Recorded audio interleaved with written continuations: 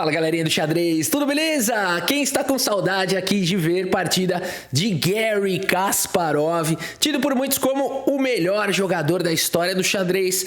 Aí é questão, né, de opinião, tem até umas estatísticas que mostram realmente isso, que ele seria o jogador mais preciso, mas aí o Magnus Carlsen também, depende da métrica que você usa e tudo mais. O fato é que ele é um dos melhores jogadores da história do xadrez, e se você perguntar para o Magnus Carlsen, até hoje ele afirma que o Garry é o melhor de todos os tempos, o GOAT do xadrez. E aqui, meus amigos, a gente está no ano de 1981, no 49º Campeonato Soviético disputado em França. Um jovem de apenas 18 anos chamado Garry Kasparov começava a mostrar para o mundo o que estava por vir. Seu adversário, o grande mestre Viktor Gavrikov, jogador experiente muito respeitado no cenário soviético. O Kasparov, ainda em fase de ascensão, já exibia o estilo que marcaria sua carreira: iniciativa agressiva, cálculo profundo e a busca incessante por atacar o rei do adversário. Essa partida é um exemplo perfeito. A partir de um gambito da dama, ele conduziu o jogo para um ataque direto, sacrificando material e finalizando com uma combinação espetacular. Esse duelo é lembrado como uma das provas de que Kasparov, já um gigante em formação, estava pronto para desafiar a elite do xadrez mundial. Bora dar uma olhada, que essa partida começa com o peão dama, portanto. Temos aqui o gambito da dama, jogado pelo Garry. Ele está oferecendo esse peão em troca de um bom desenvolvimento. O adversário recusa o peão, joga com E6, cavalo F3 segue o desenvolvimento, e aqui C5 vai para essa formação tarraxa aqui, deixando essa tensão toda aqui no centro. Temos trocas, peão de C toma, peão de E retoma, e aqui G3 indo para o fianqueto. E aqui cavalo C6 segue o desenvolvimento. As pretas têm um peão isolado aqui, né? A gente costuma chamar esse aqui de peão isolado, apesar dele ainda tecnicamente não ser, né? Então, mas os grandes mestres já chamam de peão isolado porque ele será, né? É inevitável. Porque C4 aqui seria um erro posicional, deixaria esse peão aqui muito vulnerável, né? Então aqui provavelmente o que vai acabar acontecendo é que esse vai ser um peão isolado. Bispo G2, cavalo em F6 foi jogado, Roque coloca o rei em segurança, e aqui as pretas querem proteger o rei, precisa tirar o bispo E7, e aqui então o Kasparov espera esse movimento para capturar o peão, né? Uma manobra muito comum, e aí ganha esse tempinho, né? E aqui então as pretas têm o peão isolado. Kasparov segue com o bispo G5, já colocando pressão no peão de D5, né? No peão isolado, que vai ser castigado. Roque foi jogado, cavalo C3. Agora, apesar de parecer que as brancas ganharam a iniciativa, que já tem a ameaça de tomar o cavalo e depois ganhar o peão e tudo mais, a posição ela é bem equilibrada. Na verdade, a gente ainda está no campo da teoria. Os grandes mestres, enfim, quem estuda aberturas conhece isso daqui já foi jogado muitas e muitas vezes, na verdade milhares de vezes, entre grandes mestres, tá? Uma posição bem conhecida. Cavalo C3 é o lance principal e aqui o avanço é o lance mais jogado. D4 é o melhor lance, foi jogado.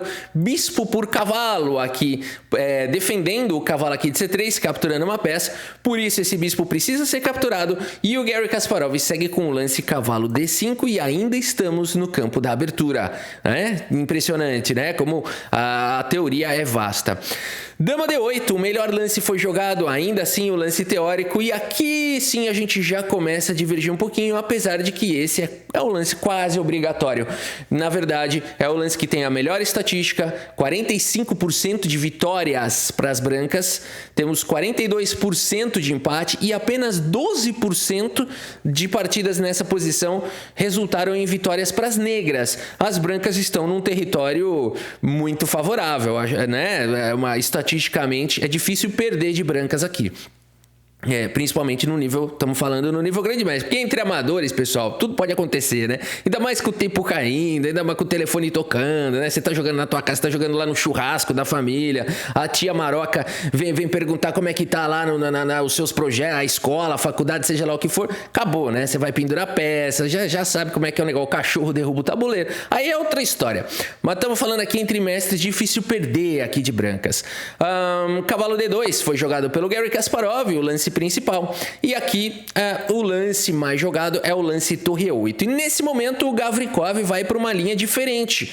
Ele não joga esse lance torre 8, que é o lance mais jogado na posição, mas vai para um lance que também tá ok, o lance A6. Gary segue com torre C1, já traz uma ameaça aqui para cima do bispo. O bispo fica estocado na casa de A7. E aqui cavalo C4 foi jogado pelo Gary. Notem que quando aquele lance cavalo D2 foi feito, eu esqueci de comentar, o bispo estava protegendo daí o cavalo, né? Para isso, o cavalo manobra para a ala da dama e o cavalo aqui o cavalo de D5 fica bem protegido. Torre B8 foi jogado, preparando uma expansão com B5. Gary vai para o lance cavalo em F4. O que tá rolando? B5 foi jogado atacando esse cavalo. E agora, para onde jogar esse cavalo? Essa é a questão. Muitos de nós pensaríamos aqui em jogar talvez o lance cavalo D2, o nosso cérebro funciona dessa maneira, mas natural, a gente dificilmente considera um lance do tipo que foi jogado na partida, cavalo D6, mas depois que esse lance é jogado até que faz algum sentido. Aqui a gente já tá numa posição que só foi jogada nessa partida, tá? Isso aqui nunca aconteceu na história, já haviam jogado torre 8 aqui, essa partida, na verdade ela aconteceu anos depois entre o Merab Gaguna e o Ehsan Elguindi, dois jogadores, dois grandes mestres fortes, tá? Mas nessa partida B5 foi jogado e Gary vem com esse super lance aqui, cavalo D6, um lance que impressiona, né, à primeira vista, mas a gente percebe que esse lance traz um ataque aqui para o cavalo também em C6. E esse cavalo não veio aqui só para fazer beleza, não é apenas um lance de efeito, ele está realmente muito forte, muito fortemente colocado, ele faz o bloqueio aqui na defesa também do peão central. No momento ele não pode ser capturado, mas é um tema, né? Cortou aqui uma das defesas do peão e a partida segue com dama por cavalo. E o Kasparov recupera o material com torre por e a dama atacada volta. Até aqui, meus amigos, partida parece equilibrada, os computadores gostam um pouco mais da posição das brancas, porque as brancas têm um pouco mais de espaço. Dama Sedônia foi jogada aqui pelo Gary Kasparov para poder combater um lance do tipo bispo B7 com torre C7, né? Então a dama veio dar suporte aqui na coluna C. Torre E8 foi jogado, trazendo a torre para o jogo, e o Kasparov segue com o lance torre C1, meus amigos. E agora deu até calor aqui. Esse lance, a partida, vocês vão ver, a partida esquenta mesmo. Aqui o Kasparov triplica na coluna C, pesos pesados, a temperatura vai aumentando. A A5 foi jogado agora aqui pelo Gavrikov, buscando um contra-jogo na ala da dama. E o Gary Kasparov vem com essa pancada, o lance bispo D5, e aqui começa toda a beleza e a agressividade desse jovem jogador Gary Kasparov. Porque quem é que tá defendendo aqui esse bispo? O cavalo, você fala assim, mas não dá pra tirar esse cavalo daí? Não dá pra jogar um G5, por exemplo? Qual é o problema do lance G5? O problema do lance G5 é que ele dá a casa de H6 pra torre, e aqui acabou o jogo. Nocaute, não tem mais o que fazer aqui numa posição como essa. Você vai tentar postergar o ataque aqui em H7, vai tentar jogar um D3, tanto faz, mas aqui se tomar o cavalo, tá vindo dama por H7, seguido de dama por F7 e checkmate. Se você quiser jogar dama H8 e demorar um pouquinho mais para dar mate, também pode, viu? Se você não gostar de dar mate em 1, você pode dar mate em 3. Não recomendo, eu recomendo se tem mate em 1 você dá, até porque aqui ficou mais difícil de achar aqui essa sequência aqui de mate, né? Mas tinha mate até antes. Então, caramba, olha o estilo boxeador, olha o risco da posição, porque agora, né, a gente já viu que esse lance aqui leva essa pancada. Por isso, bispo B6 foi jogado, o melhor lance da posição. Manobra um pouquinho o bispo, controla a casa de C7, torre C7 já não é mais possível. Existe uma pressão em F7. Esse lance é muito bom, é fundamental. Como continuar esse ataque? Gary Kasparov segue com dama B3, coloca pressão em F7, ataca o peão de B5, tira proveito de que o bispo cortou a defesa do peão. E aqui torre em E7, o melhor lance foi jogado, parece segurar tudo, porque agora se você for peãozeiro e capturar o peão, se tá levando um bispo D7 aqui, não vai ser nada agradável você permitir esse contra-jogo, as pretas conseguem se soltar, o ataque das brancas virou pó. Por isso, Garry Kasparov segue com um super lance nessa posição, um lance difícil de encontrar. Aqui que a gente vai vendo a arte do ataque do Garry. Ele segue com o lance bispo em F3, e esse lance faz várias coisas. Deixa o bispo numa diagonal flexível, a dama continua atuando em F7, e também dá essa casa para o cavalo. As peças estão chegando, a posição é perigosa, e por isso o lance jogado foi o lance. E também existe essa pressão aqui para cima do peão, você não vai querer capturar ele agora, mas o lance jogado foi esse lance. Torre em E5, talvez torre C7 também pudesse ser uma possibilidade. Torre E5 foi o lance jogado e o Kasparov mostra por que ele jogou o bispo para cá. Ele segue agora com o bispo em H5, renovando o ataque aqui na casa de F7. Notem que já não dá mais para voltar aqui a torre para E7 por conta de cavalo D5. Cara, é um ataque feroz, né, que está sendo desenhado aqui pelo Garry Kasparov e já não tem uma maneira simples de defender. E se você tirar aqui a torre do ataque, cavalo toma o bispo e depois aqui da retomada você pode jogar diretamente. Tem um combo aqui, né, mas o mais simples, tem bispo para F7. Não vamos pro lance mentiroso, simplesmente torre por C8 já ganha aqui a partida, né?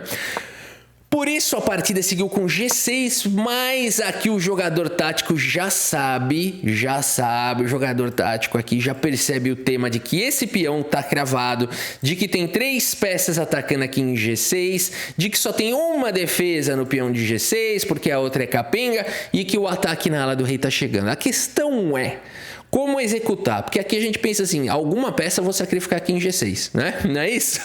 Aqui a gente pode ter essa ideia, né? Você não sabe se é a torre, você não sabe se é o cavalo ou se é o bispo. Na verdade, somente um deles é o melhor, o segundo é jogável, o terceiro já não é bom. Por exemplo, o torre por peão já não funciona.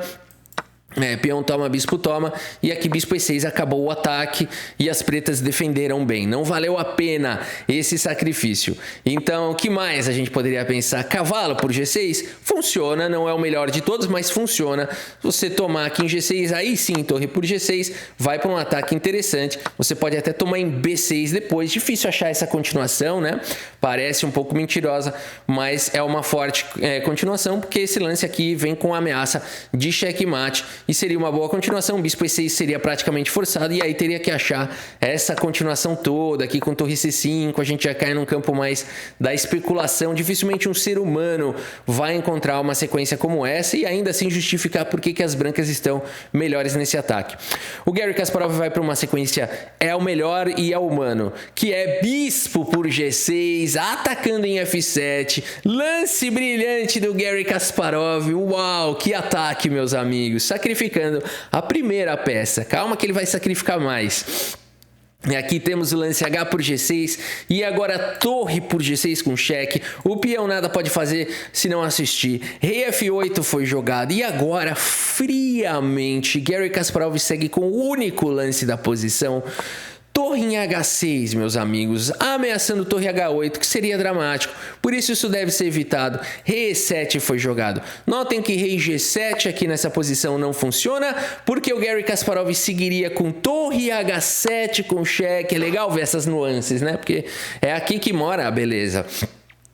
É o que teria acontecido, né? Porque você poderia estar pensando aqui, a gente precisa mostrar, e você fala, mas rei G7 defenderia. Na verdade, não, o checkmate aqui chegaria a galope, meus amigos, chegaria a galope. Então, o checkmate estaria por vir. Por isso que lance do Garry Kasparov, múltiplas ameaças, rei E7 é um dos únicos lances da posição, foi jogado. E como continuar esse ataque? Eis a questão, a gente fica pensando se está na hora de mandar uma de Mikhail Tal, aqui jogar um cavalo G6, né? A gente fica nessa empolgação, você fala, alguma maneira eu tenho que encontrar de castigar isso aqui. E na verdade só tem o lance melhor de todos aqui, foi jogado pelo Garry Kasparov. Não é fácil, pessoal, é a arte do ataque, né? A arte da precisão, você jogar os lances mais precisos da posição, cálculo bruto. Garry Kasparov encontra o melhor lance da posição. Se a gente quisesse continuar dessa maneira, você consegue dar um monte de cheque, parece que a posição é boa, parece que de repente esse ataque aqui poderia trazer alguma coisa, mas na verdade não. Pouco a pouco as pretas vão se defendendo. As peças vão encostando para defender aqui o rei e de repente o ataque virou pó, né? O ataque virou pó, o rei queira ou não tá seguro, as pretas têm 2 peças a mais, por isso o ataque aqui ele tem que ser muito bem executado. Torre de 100 C6 foi jogada e aqui torre em F5 traz uma proteção aqui em F7, tudo protegido. É possível até mesmo querer sacrificar a torre no cavalo se preciso for para amenizar um pouquinho do ataque. Garry Kasparov segue com mais um super lance, meus amigos. Porque aqui a gente poderia pensar, cavalo G6 é um bom lance nessa posição, as peças estão chegando no ataque, a gente poderia pensar em dar cheque, mas tem um que é o melhor de todos, e é isso que impressiona. O Garry Kasparov vai encontrando só os lances finos dos finos dos finos. Dama em F3 foi jogado, vindo para o ataque, bispo C7, coloca mais uma peça para tentar trocar, não tá dando tempo, Garry segue com cheque.